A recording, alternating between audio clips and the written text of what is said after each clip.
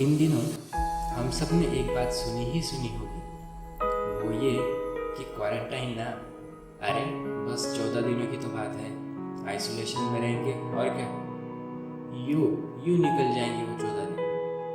पर क्या सच में इतनी आसानी से निकलते हैं वो 14 दिन? किसी ने सच कहा है, कोई भी जो तब तक अच्छा लगता है जब तक वो हम पे ना हो रहा हो। और कुछ ऐसी ही बात है इस क्वारंटाइन के बारे में। दूसरों को बताना बहुत आसान है, पर जब वही बात खुद करने को होती है तो सोचना पड़ता है।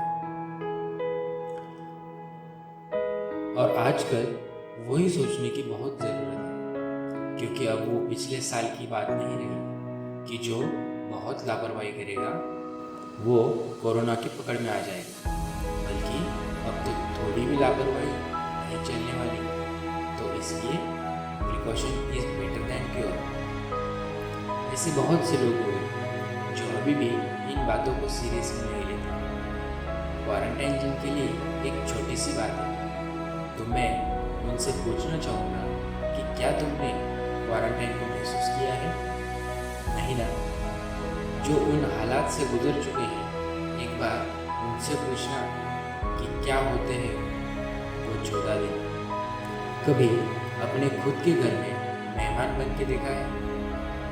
कभी फिक्र होते हुए भी घर वालों से दूरी बनाई है? कभी खुद को 4 दीवारों में बंद कर लिया है? नहीं ना? तो जिन्होंने ये सब सहा है, ज़रा उनसे जाके पूछो। खुद के ही घर में एक कमरे में 14 दिन आइसोलेट करना इतनी आसान बात नहीं है। कहने को तो बहुत आसान है, पर जब सच में करने की बारी आती है ना, फिजिकल हालात तो दूर की बात है, मेंटल प्रेशर बढ़ता है।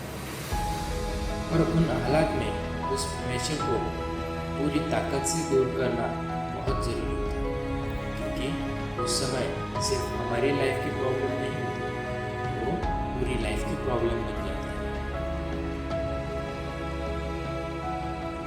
खुद के ही घर में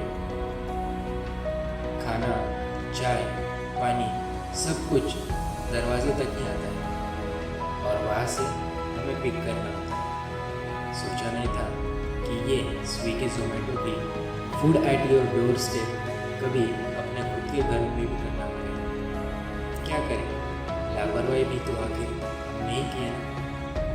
ये तो हो गई सिर्फ घर में क्वारंटाइन की बात, पर जब इमरजेंसी में हॉस्पिटलाइज करने की बारी आती है और तब सामने से जवाब आता है, सॉरी यहाँ बेड्स अवेलेबल नहीं, आप किसी दूसरे हॉस्पिटल में चेक कीजिए।